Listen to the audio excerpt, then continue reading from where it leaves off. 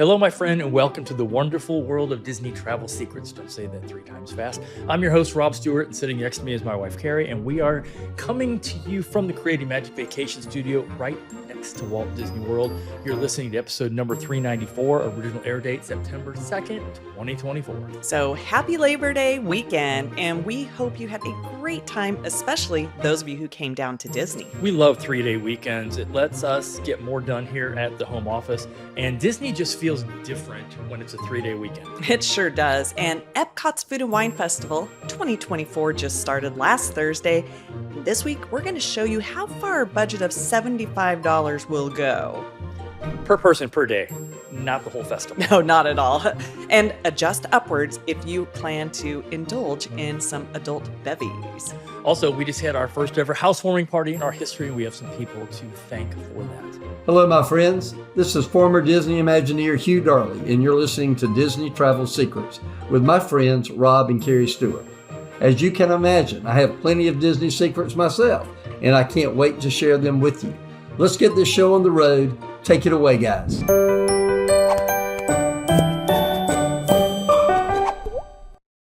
If you didn't already know, we moved to this new house here in Windermere back in beginning of February, and just had a housewarming party for a few close friends, but really to say thank you to the core team that made it happen. Yeah, it definitely takes a lot of people. So special thanks to Kim Hawk with Florida in Motion Realty. She is known as the fairy godmother of real estate and is an original resident of Celebration. Plus, she is a former Disney cast member. And her husband still is. And when she was a Disney cast member, she was the guide to the stars, probably most notably a Mr. Michael Jackson. Yeah. Also, Sue Koptief, who was the one we worked with directly because she was responsible for finding our house here in Keens Point. She is fantastic. She did a great job. And this was, I think, the 4th house we looked at, but also the hardest working mortgage broker in the business, our good friend now, Sean Coleman, who went above and beyond to get us the best deal on our mortgage when other people couldn't make it happen. Yeah. And the one person who took all the pressure of off of moving us by organizing the entire move, doing the packing and the unpacking. She even interviewed and hired the mover we ended up using. Yeah. And that is Hillary with To Be Organized. And we could not have done it without that incredible team. So if you're ever considering moving to Disney, we can certainly help you in all aspects before, during, and after the move. Yeah. So now it's time for some Food and Wine Festival 2024. We had a very busy weekend, and we're actually recording this on a Sunday. Normally we do it earlier in the week, but we've already been to Epcot 2 times since Thursday. Yeah, so we have a lot to talk about when it comes to this festival. So let's talk about Epcot Food and Wine Festival. It's one of the favorite festivals of the year, I think, for most people. And in fact, it's the festival that started it all. Yeah, so the first festival debuted in 1996, and the goal was to celebrate diverse cuisines from all around the world. Well, back then, it only ran for like a month, like from the end of September to end of October.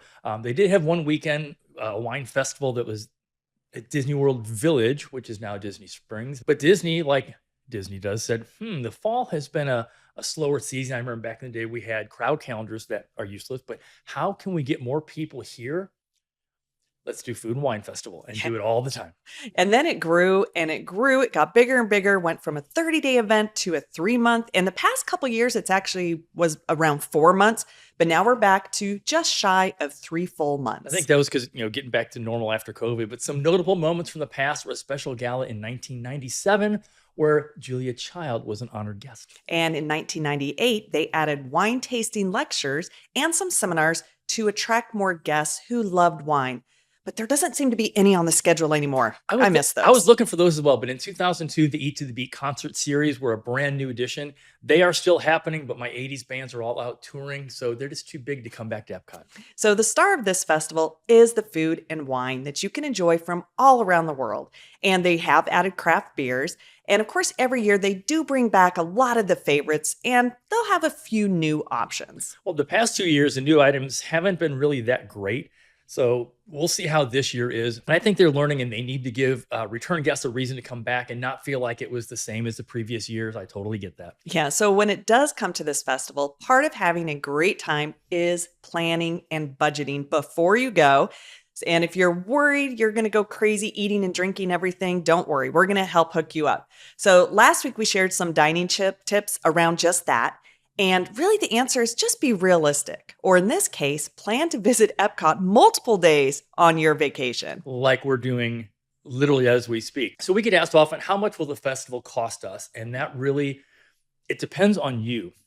How much you eat, how much you drink, if you share like we do, if said drinks contain alcohol, or if you're going to do more cocktails. Yeah, so we thought we would give you a look at what a set budgeted day will look like for this festival. And for this festival, we are going with a budget, as we mentioned earlier, of $75 per day. And we did something similar like this for another festival about like 18 months ago. So we adjusted for inflation. We all know what's going on there. So we went from $50 to a $75. Again, that's per person per day. Plus, we know that people are more likely to spend more at this festival because there are a lot more options, or there are more tiny food houses. And you'll probably go to more than one of those today. So we do have a few rules. Again, this is a price per adult, and it has to be used at a festival booth. And if you really conserve how you spend that money, you will want to avoid adult beverages. That is the quickest way to go through your budget. Our pro tip, if you're worried you'll go over budget, plan to just load up gift cards and only use those. And when the money is gone, it's gone. Disney even sells some like wristband gift cards, and you can load those up starting at around like $15. And at a high level, for most food items, you can plan to spend $5 to $9 per dish. And keep in mind, these are small plates, not a full meal. Yeah. And drinks are going to be somewhere between $4 and $15, and some special alcohol drinks or flights of beer will be offered in the $20 to $25 range, unless you're going for the fancy champagne. In that case, you don't have a budget anyway. Yeah, not at all. Now, the drink portions are going to be smaller, so usually 2 to 3 ounces for most wines, and then 6 or 12 ounce for the beers. To get the full experience of the festival, pick up the passport they have. And while they got rid of the actual stamping of the booklet itself years ago, this book is where you're going to collect stamps for the Emile's Fromage Montage. Yeah, which is basically just a fun way to experience the festival if you enjoy cheese. And what you do is you collect 5 stamps from the cheese menu items listed, and you will get a free treat. And good news, you don't have to get all 5 in the same day. We're going to continue to collect ours throughout the festival. Another guide, if you're traveling with kids, will be this Fun for Families with Kids brochure. It gives you a good overview of trying to look for different places to play in the park. Yeah, and then for a small fee, you can purchase the Remy's Ratatouille Hide and Squeak scavenger hunt. Or if you want to just save your money, just look for Remy in the countries. Yes. He's hiding everywhere. That little thing, you do get a prize, but it's about $10. And for a limited time, there is Pluto's Pumpkin Pursuit. For this one, just ask a cast member. Yeah. So let's see what $75 looks like. So at a high level, you can plan to get 7 small plates and then 2.5 drinks. And we say 2.5 because that could be 2 larger sizes. It could be 1 smaller size. So you get the picture. And this budget is going to get you just a fraction of what the festival has to offer, but I feel like it is a good amount of food and drink for the day. I think so too. Our pro tip is go with friends or family. And if everyone gets something, you can all share and sample more food items without going over your budget. Yeah, the portions are going to vary though, depending upon the dish. So for example, we got the Brazilian cheese bites the other day. They're good. always really, it's a good treat. It's $5 for 2 bites. So basically, if you break that down, that's $2.50 per bite. Yeah. Not that we do it that way. We also recommend that you don't just go to them maybe in the order you see them in the countries, because you won't get very far. There are several booths between where Communicore Hall is and the entrance over to World Showcase. Yeah, so you could be totally full before you even make it to the country booths. So instead, though, get a list together of what you are looking forward to trying. And there are tons of Disney fans all over the social channels who are sharing their favorites, so it won't be hard. You will note that unless something is just horrible, we don't review foods because everyone has different tastes when it comes to their favorite foods. Yeah, so if you want to try that pickle milkshake, then go for it. We're going to be doing some of our expectations versus reality posts throughout the festival over on our socials, because sometimes those pictures look really good, but the actual product is not so great. I agree, and we've done this over the last couple of years. $75 is a decent budget for just sampling. If you're more into trying the different wines, beers, or cocktails, you're probably going to go over budget. Yeah. So, one thing though, missing from the festival this year are those seminars and demonstrations. And we were really surprised that Communicore Hall is just shopping and then the mac and cheese booth. And I expected with all those visible kitchens that they would have been doing some more demonstrations or something. You would have thought so. We were excited to see that one of Kurt Russell's Gogi Pinot Noir wines is on the menu this season. We'll have to see which variety it is. The festival menu just says Pinot Noir. We know that he names, the different wines after people in his family. Yeah. And for this year, if you are coming for the merchandise, a lot of it is kind of a 60s retro look. So if you like that, you might like the merch. If characters are more your thing, they have festival merch with Mickey, Remy, and also with Figment. Yeah, and so one of the super cute items is the Remy kitchen timer. But so many bright colors, though. It's really vibrant for sure. So here are a couple of our pro tips to help you get the most out of the festival. And tip number one is do the opposite. We always say this. Do the opposite. If everybody's going right, you go left. The kiosks do open at 11 a.m. We did notice that some will open a little earlier, like maybe 10:45-ish if they're ready. Yeah, so start in the back of World Showcase as soon as the booths open. And by the back, we mean over like Italy, America, and then work your way around World Showcase. What you'll find is little to no wait if you go back into that area. It feels empty back there, but if you're staying at a resort, you could take a bus to Hollywood Studios, hop on the Skyliner, and avoid the front of the park altogether. So tip number 2 is share with friends. If your goal is to try a lot of dishes, go with friends and just share. It is the perfect way to just have a bite of more dishes. Yep. Tip number 3, and this is more of a good to know tip. During the festivals, you may think you're going to beat the system by skipping the beers or drinks at the booth and instead just grabbing that standard beer at the regular kiosks. Well, during festivals, it's common for them to change the size of those draft beers, not necessarily the price. Yeah, so most drink prices are a little higher in general so that the marketplaces don't look like they are a ripoff. Tip number 4, if you're coming down for a week, avoid Epcot on the weekends and try to do it during the week if you have all week to enjoy the parks.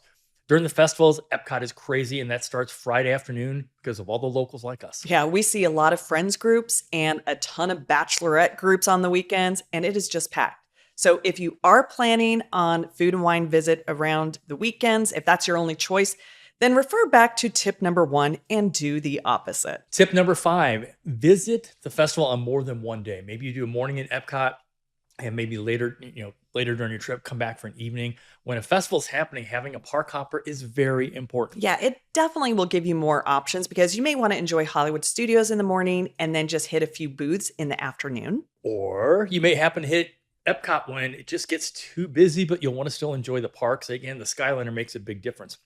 So with the park hopper, you have the options.